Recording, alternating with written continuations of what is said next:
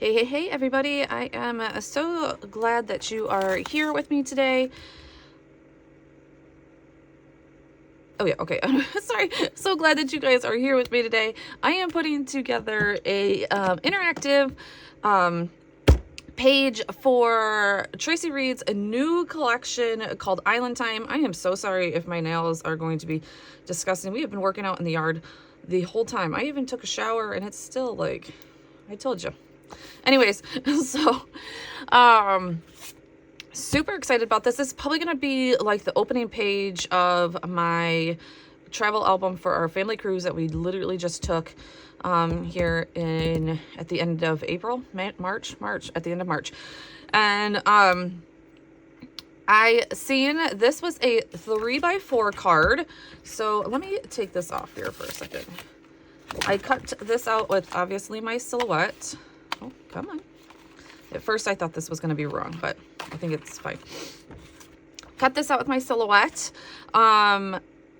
Hopefully you guys just seen the computer portion of this. I'm trying to figure out the computer portion of this to show you how I did it on that side and then bring it over to this side. So the 3x4 card looks like this. Pretty much. I blew it up to 7.8.25. I did have to take this back paper. This back rainbow paper is a paper in her kit. I did have to take that kit or that paper and lengthen it a little bit because it was like here, so that I could get a lot, you know, space for holes and all that kind of stuff. And it just shifted it over a little bit. And yeah, so we're going to do an interactive page where I believe, how did I want to do this? Because the holes are going to be here. I believe if I can get it to do, I might not be able to. It might have to open up like this, which is totally fine. I didn't think about putting something on the back of this though, so we might need to do that, or I might not even worry about it. I'm not sure. And so yeah, we're going to put this together. And hopefully it all comes, it all comes together. But this is what I love about working with digitals, is that you can make it into whatever you would like. So let's get started. And I will put you on voiceover and walk you through this. Again, this is going to be a little bit of trial and error. I do need to make a hinge, so I will literally just be cutting this little portion out to make a flap, I believe. So in all retrospect, I probably do need something that covers this. Again, we'll kind of see. I might go back to my silhouette. I'll probably go back to my silhouette, flip it, and recut out something on this side of the page so that I can cover that up. So that's probably what is going to happen. And we're going to do a little bit of stamping and all that good stuff. So yay, let's get going. All right, so I feel like I say this pretty much every time I come on here at this point, that this one is going to come together quite quickly. Honestly, even in Photoshop, this one came together quite quickly. Resizing 3x4s is probably one of my favorite things to do, as I'm not super much a pocket scrapbooker anymore. I've been diving back into it a little bit more when I want to just get like quick pages done. But I don't tend to use the 3x4 cards as much. And so when I get a kit like this, I definitely am trying to still use the 3x4s, but just in different ways. Usually I'm breaking them down. I'm taking elements from them. I'm doing something like this, blowing them up, so that I still get plenty of use of my 3x4 cards. I think I'm going to do a whole blog series with Traci Reed, not series, but blog post with Traci Reed, since I have a solo post coming up about how to use your 3x4 cards if you're not a pocket page scrapbooker. So yeah, I think I'm going to actually do that. And now that I talked through it a little bit with you guys. All right, so here I am just using my craft knife to make, it was a little bit like about a 2-inch score line, or not a score line, a cut line down the edge of that. And then I just used a piece of leftover cardstock pretty much, and cut a 2 by like 1.5-ish. I wanted it to be pretty substantial, as that obviously is going to be the hinge for this to open up all of the time. So I did that. Then it used this Studio Calico font.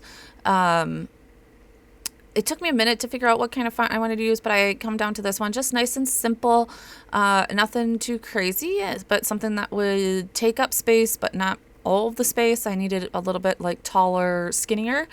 And honestly, like I use the medium Jane font from LE Studio all the time. So I was like, I don't want to use that one. I want to use something a little bit different. So I picked this one. Only problem with this one is that the stamp isn't very deep, so you do have to be careful. You can't like smush it. You got to be kind of gentle with it. So family should have been brought over just a little bit, but it ends up okay. And I use some embellishments to counteract that and not make it look like it was off. But vacation, I was definitely like, I can't run into that cut over there. I still do. Don't worry about it. It is what it is. It's not perfect. It's handmade. And like right here, I was just like, oh yeah, it should be fine. I'll just move it over a little bit. Yeah, it still wasn't fine. I am using my Close to My Heart archival black ink. Unfortunately, this is, I believe, out of stock at this point, and as most of you know, that Close to My Heart is closing down. So I'm going to be looking for a new black. I do have a reinker for, I think, the Intense Black. Sorry about my hair getting in the way, or my head getting in the way, but, stamping, it's what we do. I got to get it lined up, right? And I have used that. I think now this pad is mostly Intense Black ink instead of the archival black ink. So it's working better. It wasn't a great refill. I wouldn't recommend it. But now that my ink pad has been refilled, I think I've done it twice now to get it mostly Intense Black. It is fine. So if you are looking for a solution, Intense Black ink refiller is a solution, but you do have to get past that first, like re-ink, because they do have different properties. So, all right, so now we are done with that vacation. It got a little wonky there, you see, but again, that is just, that's just the name of the game. And then I thought for a half a second that I had spelt vacation wrong, and I was like, no. But yeah, anyways, here I am just sliding that in. Once I put something on the back of this, you're not going to see that hinge on the back. Now, at first I was just like, I didn't really care about the back of the, flap or whatever you want to call it. But then I was like, oh yeah, you are going to see that hinge on the back. And I was like, yeah, I don't want to see that. So you will see here in a minute that I do go and cut out something. And then eventually I have come to the conclusion now that I've looked at this spread more. I think I'm going to put our ages and stuff on the back of this just to jazz up that back a little bit more. I thought I was fine with it, but the more I looked at it, I was like, no, it needs a little something. So, but that's later when I work on this album a little bit more. So here I am. I have already printed out all of the stickers and LEs for this kit in preparation to do all of these pages. So I am using one of the tabs here. I couldn't figure out exactly where I wanted it. I really wanted it right there. But that curve just didn't fend well with how I put the numbers on it. You're going to see I'm going to have to redo it anyways. This tab didn't go especially well for me. I needed to stamp it a little bit higher, and then when I redid it and did it higher, I was an idiot and stamped the 2s first and didn't space it out correctly, but whatever, what can you do? So using another stamp set by LE Studio, this is Stanley, I think. No, maybe it is, I can't remember. You probably just seen it there. I can't remember. Is it Stanley? I don't think it is. Anyways, but I love using this one. It's like typewriter font type thing, capital letters. I do wish I actually probably had the small letters of this, but so I decided to put it on the edge. It's probably better on the edge. It's probably where people are going to grab to open it anyways. So it is what it is. Here I am redoing it and like moving up the numbers so that you can see it. But there I was like, I'm going to stamp both the 2s and just get it done. And then I'm like, yeah, I didn't even leave room for the 0. And you know, it's good. It's fine. It's fine. Everything is fine. And here we go. I am going to just use my tiny attacher to put that down. So I didn't want to deal with glue or anything. And then the inside, once I put the inside of this page together, you aren't going to see the staples on the inside. So it doesn't matter anyways. All right, there we go. There's more of the stickers. So I'm like, I need to use that. This page needed more anyways. And so I chose, I think, Take Me to the Ocean, which was perfect for this as we were going on a cruise, obviously. Absolutely perfect.